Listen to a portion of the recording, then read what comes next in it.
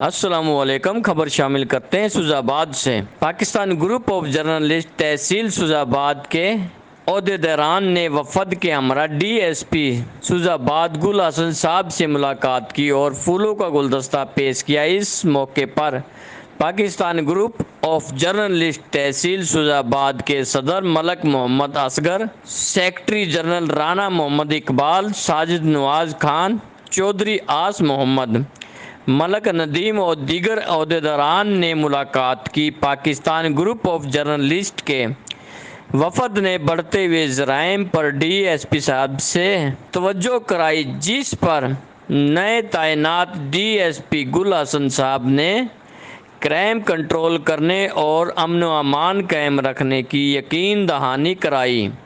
Rana Muhammad Iqbal, general secretary Pakistan group of journalist.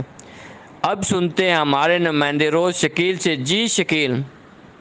Like کریں، comment کریں، share کریں اور بیل آئیکن کو پریس کرنا مت بھولیں۔ دیکھتے رہیے آن نیوز۔